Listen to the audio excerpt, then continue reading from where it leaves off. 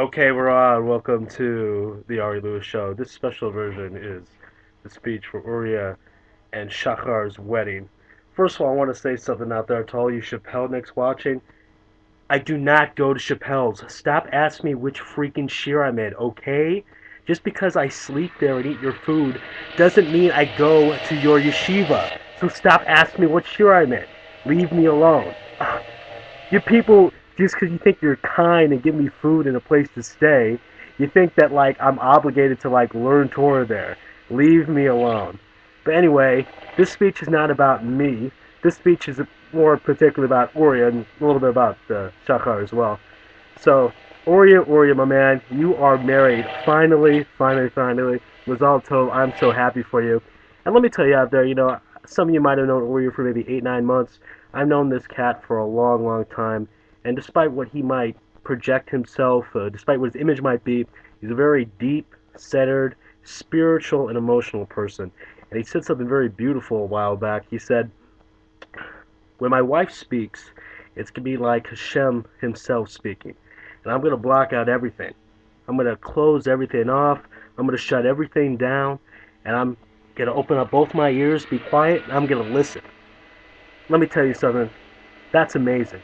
That really is. Because when that happens, that'll be the first time ever,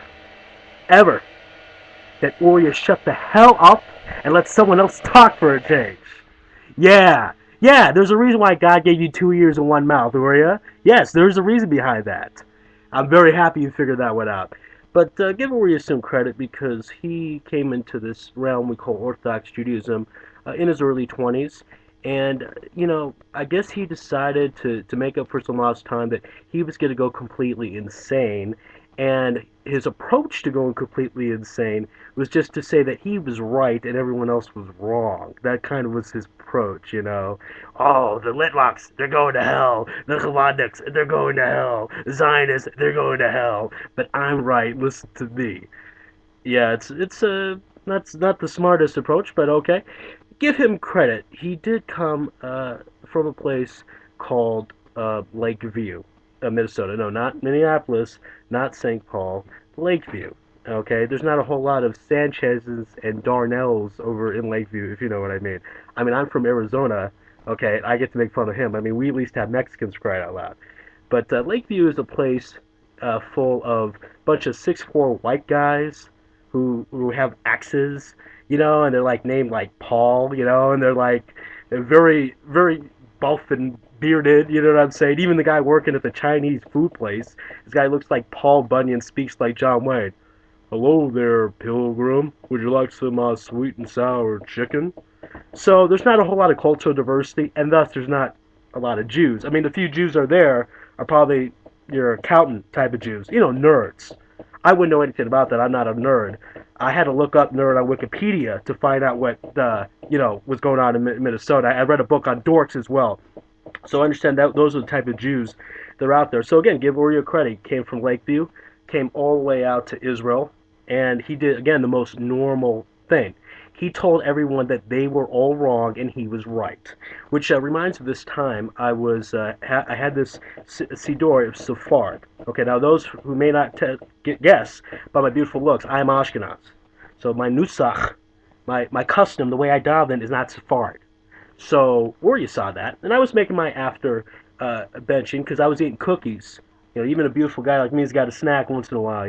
So I was having some cookies, and he's like, "Are you saying Sephard Sidor?" But Josh does. No, there are 3 levels of holiness: Ashkenaz, Sephard, Sephardi. 1, 2, 3. You can always go up, you never go down. But if you establish something 3 times, then it's chazaka, and you have to do it forever and ever and ever. And Rabbi Nachman says, "You don't do it forever. You go to this pit of hell, the highest, like the 13th level, and the crows they pick your eyes, and then you get covered in snow, and you just freeze to death, and it's a horrible pain, and then you go to hell forever and ever."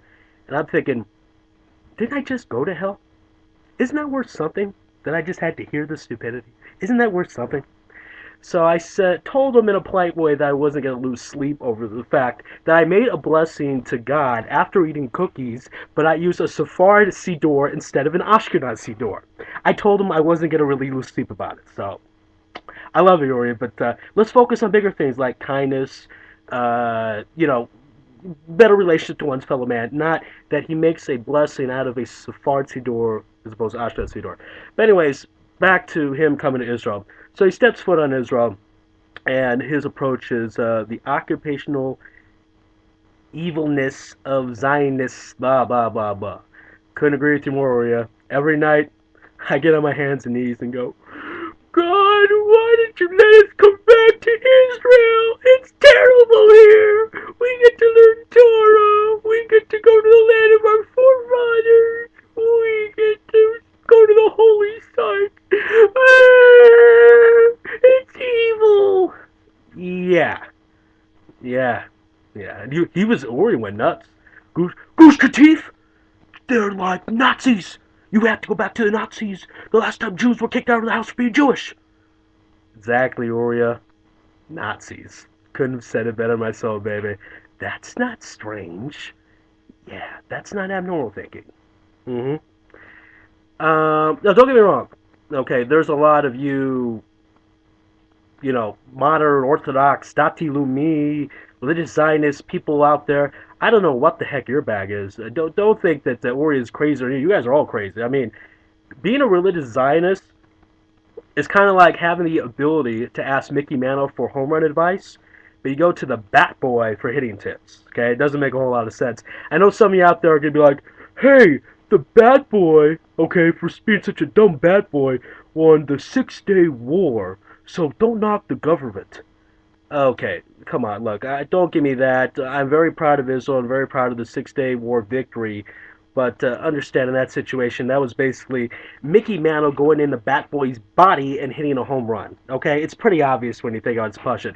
I mean, you're relying on Israelis to do something smart. Come on, and this whole thing you religious Zionists got going on, it's like you want to be religious, you just don't want to be too religious. It's like we're not gonna be like those dumb, weak wussy boys in Mea Sharim with their sitters out, their pants out. We're not that religious. They're crazy, and they're freaking judgmental. Freaking judgmental. They're judgmental, but we're not judgmental, but they're judgmental. And we're going to even make sure not to be so religious. We're going to mashir once in a while and go to town. We're going to Ben Yehuda. We're going to slick our hair back. We're wearing tight jeans and a white t-shirt. We're going to go party just to show we're not too religious. Because Israel's here not because of God, but because of us. Because we're tough. And we're going to even change our names. Yeah, that's right. From Teitelbaum to Tuchai to Tel Yehuda. One of those Israeli Zionist names. Get over yourself, man. Your name's Teitelbaum. You're not tough. You have asthma. You're using an inhaler. Okay, you're allergic to hummus. Your back hurts. We're gonna take jujitsu and have muscles. We're gonna be tough. Don't be scared of us. Come on. Use an inhaler. Use a little nose spray for your nose because you have allergies. Get over yourself, okay? You're here because God allows you to be here. So just get that together. Keep that thinking right. Here's something normal. Okay, the government is made up of people, and people make mistakes. So therefore, the Israeli government is doing the best we can because they have to manage 5 million Jews. Jews, okay, people that think they're the chosen people, that they are basically 5 million dictators running around, and the government's got to take care of all of them. So it's not as bad as people might think, and we need to give the government a little bit of credit. That being said, they're still morons. Yeah.